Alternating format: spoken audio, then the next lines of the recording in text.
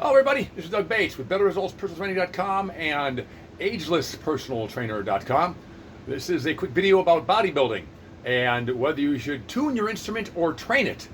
So that's going to be a metaphor that musicians will get a load of right away. They know you can't pull a violin out of a case in freezing temperatures and expect it to perform properly. They also know that you can't afford to damage the instrument or have weak strings. They can't afford to clog something up that shouldn't be clogged up, and they can't afford to destroy their drum set. They're not going to get much out of any of those instruments if they are not tuned properly and well maintained. Most people, that's why I'm jumping right into the video, are going to think of exercises. Here's their chance to train their body. They are going to jump right into their workouts with what they think is an adequate warm-up, because they're going to say, oh, I walked on a treadmill for a few minutes, I did a foam roller for a little bit, or they did some lighter sets, and they think their instrument is therefore tuned and it's ready to go. That's far from the case, and I'm going to talk about those comments right now coming up. One of the things I noticed today when I woke up and wanted to head into my day is I went to bed fairly late. And by going to bed fairly late, because I was watching some videos around fitness and wellness and anti-aging and how to care for your instrument, I did not have all the time the day I wanted, so I ran that a little late towards midnight. So as being Sunday, I slept in a little bit and thought it'd be fine, but it disrupted some things. So by the time my workout came around on Sunday here, I could feel the cortisol being a little bit higher than normal. Cortisol gives you ability to pay attention. It's wonderful to have cortisol, and cortisol is a gift because it gives you energy to get your body moving, and I had no problem with energy today. I did find my digestion was a little bit slower, a little bit off. I wasn't hungry. I wasn't, because I have strong adrenals. I wasn't hungry. I was just eating because it was time to eat, and I was planning my workout, and I thought, well, I'll relax, I'll head into my workout, and I was pretty easy to warm up, but feeling a little spastic and a little bit weak. Feeling high-strung and thinking about what supplements I could take to re-regulate my HPA axis, that's hypothalamus, again, pituitary, adrenal, and gonadal axis for men, ovarian axis for women, that's the sex hormone, ovarian, testicular area down there. And there's a communication chain. And if that is off, or your neurotransmitters are off, you're going to have a problem with mood, a problem with your brain chemicals, and a problem with regulating cortisol versus sex hormones. So I thought, okay, what supplements going to ashwagandha? So I try some maca. Do I need to get some stuff? Is it my adrenals that are hot? Can I calm my adrenals? Is it adrenal kidney circuit? Are there some herbs? Tried some herbs. Tried a couple of mild teas. Avoided all the caffeine. I always tend to avoid caffeine anyhow. And I still found it a little bit jittery. Did the workout anyhow. And I tried to focus on, for instance, in my case, thinking, okay, if it's going to be tension in my adrenals, I'll train to calm my adrenals. I decompress that zone in my body using certain exercises. You can decompress a zone and try and add energy to that body. And my adrenals got stronger. And I just felt more jumpy. Still have a little bit of that in me. So my adrenals are kicking my ass today. In other words, I have tons of energy. Could really just go crazy with it. And yet my wisdom said, do not push so hard just because my adrenals are there for me. I felt that I had more tension and more, almost a tremor. My iodine was not a problem. Checked my thyroid, checked my thyroid supplements, determined it wasn't a thyroid problem. It's just that my body is running on a cortisol dominant pattern as opposed to a normal relaxed pattern. I looked at some GABA, looked at some things for serotonin. Didn't find that really brought me back because it seemed to take the edge off, and I liked the feeling of the edge. So what I decided to do in the end was play with the higher cortisol level and the norepinephrine, epinephrine, which are these adrenal type hormones that make you feel really good. In other words, I feel tremendous, and I felt tremendous during my workout. Let's cover that. Just because I feel great during a workout doesn't mean it's paying off a lot. Yes, I can perform well. Yes, I can do the sets and feel really good. Yes, I felt really online. Yes, I felt like I was driving. But it felt like I was going 100 miles an hour when I was going 50. And it felt like, even though my heart rate was normal and I had no indication of any problems, I felt like my body just wasn't relaxing. I checked my vitamin D, checked my vitamin K status. There's ways to do that. And took the extra supplements there. And so supplements, you have to know your supplements and what things to look at. And that's some wisdom you gain over time. This has been 35 years in the business for me. watching clients, typically I'll identify something that can take the edge off. And I had a bunch of Chinese herbs I could use to calm myself down. Some He Shou Wu and things like that will calm the kidney, which is a wonderful supplement. And I looked at some He Shou Wu, and that kind of calmed it down and took the edge off. I can just think about it and know it's calming. But I even didn't like that pattern because I guess I'll just be high cortisol today, and I'll go to bed early once my body decides it's ended the cortisol dominance. And so once I listen to my body, I say, okay, I'll stop early. I don't need to train my full hour and a half. I'll stop at about an hour and 45 minutes to an hour of intense work, and know that training harder won't help me because it won't raise my testosterone, and it won't necessarily give me better recovery. So what I did in the end was I took all that knowledge of that really tremendous cortisol, because I've got adrenals. I mean, I'm turning 60 next year, and I've got strong adrenals, lifetime drug-free. I didn't mess my hormones up. Well, I did in the past, but I fixed them. So I really have my hormones working for me. It's wonderful to have adrenals. But if you use your adrenals all the time, you're going to eventually probably burn your adrenals out. So I stopped. It's like you run 4 laps, I stopped at 3. I could do 10 sprints, I'll stop at 8. I could do more sets, I'll stop at 5, etc., etc. That's just some wisdom. And it says that tuning your instrument is sometimes more important than just playing it. Knowing how to tune your instrument, looking at the various chakra zones, the various nerve plexi, looking at the brain, how's that functioning, the neurotransmitters, looking at the thyroid, how's that functioning? Is that supported well? Is it overdriving? Is it craving support? If it's balanced well, everything's no problem. Mine felt pretty balanced. Looking at the chest, the lung, all the nerve plexi around the bronchial, that felt really good. I had tremendous strength there. And usually I take a little bit of lung support. But I look after myself. I have a lot of air cleaners here, and I always have my lungs in tip-top shape. Then I went into the lower lung and the kidney and the adrenal state, and that felt a little hot, so I, again, decompressed that. There's tons of herbs for that, tons of exercises to clear that. Then I went down into the abdominal region and said, okay, a little puffy, a little bloated, probably because my digestion's off, probably because of high cortisol. When you're running high cortisol, you don't make much stomach acid. And so your body's a little slow to digest, doesn't get as hungry. I was nibbling an apple. It was a very large apple, but nibbling an organic apple from my friend's orchard that gave it to me. Tremendous apple. It was supposedly really tart, tasted really sweet to me, which indicates my body's really healthy.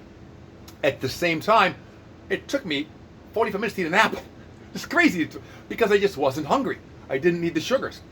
That means my body's probably breaking down fat really well, but potentially breaking down muscle.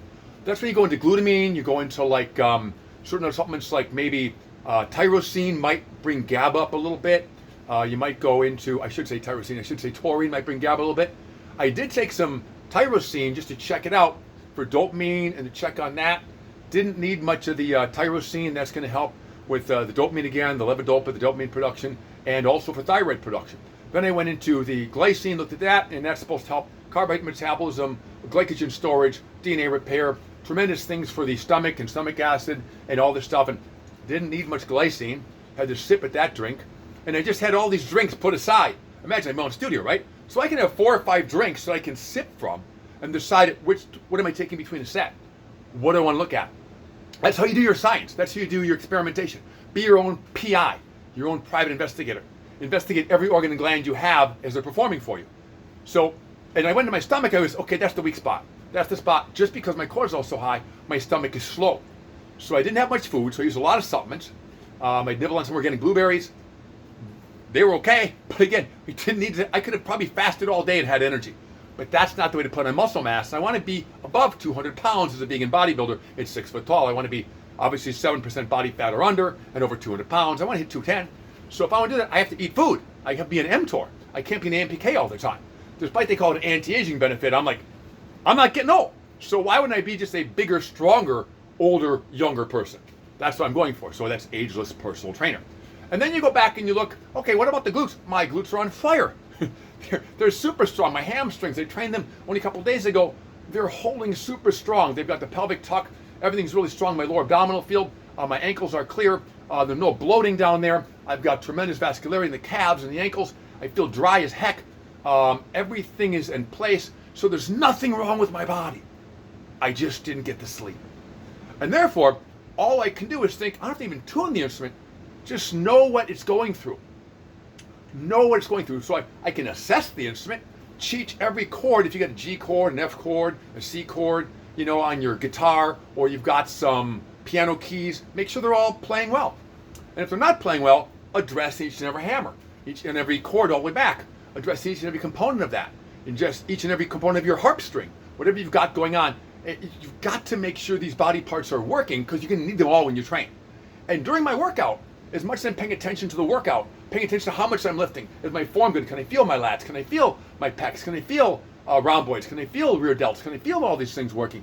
Is my core active? Is my hips tucked under? Are my hips tucked under? The plurality of the hips, right? So you think hips are plural? I guess they are. And is my hip? I think they're called hips. Bizarrely. You got two hips tucked under. Then you've got your hips tucked under, and you're decompressing the low back, keeping your HPA axis flowing. And I'm doing all that at the same time. I'm intensely aware of how good it feels, how easy it feels, and yet it's still not the best workout, because I know I'm pushing cortisol. But I can't get rid of that. I can't get rid of the cortisol push. That happened with my decision yesterday. So rather than getting mad at myself and throwing my attitude around, I just enjoyed the feeling and used it as an investigative opportunity for me to witness all that. And I go, well, I'm still hyper after a workout. I could sit down, I digest it for an hour, and I go, well, maybe someone out there in YouTube land wants to hear this. Maybe someone out there in YouTube land wants to learn about what my experience was like for the day, because it'll give them food for thought. It'll give them some ideas that perhaps not only can you make a mistake and then make good choices because you made a mistake afterwards, you can learn from that. You can learn from that as to how not to make more mistakes on top of it. You can learn from that about how to become better at assessing how to address that particular challenge you gave yourself, because the challenge you gave yourself at that point. A mistake is a challenge you gave yourself, or a challenge that occurred to you because someone else might have given you a challenge. And so as you're looking into all these opportunities, like I do, take an INTJ status mentality. That's, if you look up the Myers-Briggs personality test, you look at it clinically with a little bit of left brain mentality. Don't attach too much. Don't get too emotional about it. Use your emotion as information, but don't get so attached you run your experience. And attach emotion as much as it benefits you to enjoy your process and to feel attachment to the analysis and to feel attachment to the outcomes and attachment to your life and your body and what it feels like to love yourself and care for yourself and even challenge yourself, because that's part of loving and caring for yourself, and even give yourself a break sometimes if you need a break. And sometimes that break is even challenge yourself to stop challenging yourself. That's why the break is so funny. It's actually a form of a challenge to give yourself a break sometimes if you have a left brain dominant personality, a type A personality. The hard thing for that personality is to say, I'm going to cut myself some slack today. That's still a challenge, even though it feels like they're not challenging themselves. That's the funny part. So there's a lot of food for thought. Should be fun to listen to. Give me some feedback in the comments if you want. And again, that's the idea of, do you tune your instrument or play it? In a sense, you're always playing your instrument every time you're awake, every time you eat food, every time you go for a walk, every time you have a conversation, you're playing your instrument. Every time you brush your teeth, every time you take a glass of water, every time you're even looking around, making assessments, using your instrument to read, to even watch this video, using your instrument. But then do you tune it? Do you take enough time to tune it? Do you take enough time to go back and say, what does my instrument require to be better at this task I'm doing, whether it's watching this YouTube video right now? Is your instrument working right to gather the data that was available to you, to take it in, process it, get something out of it, put some of it into your hippocampus, maybe program into the amygdala or the brain or the parietal frontal lobe network, and begin to make sense out of it so you can use it in the future. If that's not happening in your instrument, you might want to watch your YouTube videos after you've done some brain work and found some nutrients to support your brain health. So that's how I do it all the time. I never stop learning, never stop investigating, and I do it really by keeping all these things juggling at once in my head as a fascinating exercise in wellness assessment and wellness management.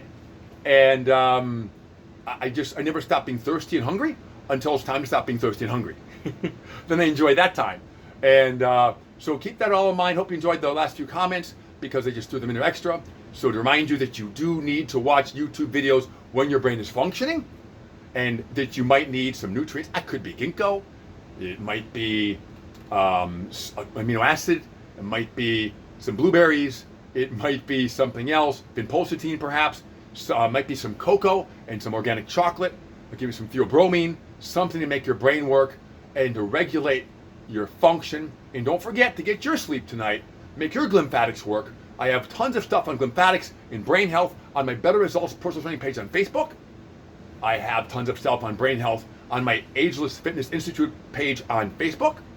I have a new page also, Organic Vegan Trainer, because I am a vegan of about 8 years. And I've been vegetarian for 25 years or so before that. So it does say that you can be successful as a plant-based eater. And that's one of the reasons I started that page. So organicvegantrainer.com, agelesspersonaltrainer.com, and then of course Better Results Personal Training. Thanks for watching. Enjoy the learning process. Take care of yourselves, because you're the number one person between you and checking out. Generally speaking, you're your own best PI, your own best investigator, your own best support system. The trainers are only there to help you. The teachers are only there to help you, guide you. It's your job to take action, or inaction as the case may be, because sometimes inaction is better than action. And you remember, it is you becoming the better person that makes you successful. Not just quality YouTube videos you watch, but you becoming the better person. Enjoy that process, addict to that process, and become your own best self. Look forward to you contacting me. Look forward to your comments. They're productive. Don't worry about the plants I'm standing behind. Why are you standing behind plants? Because it's what the good air quality is when I'm talking a lot. I've got air cleaners. That air cleaners do not produce oxygen. Air cleaners do not produce oxygen. They just clean out VOCs and formaldehyde and all the rest. So plants produce oxygen. When I'm talking a lot, I like a lot of plants around me. That's another way to take care of yourself. Okay, hang up. Have a good one. Happy Sunday night. It is August something like August 25th or so. All right, have a good one. Bye-bye now.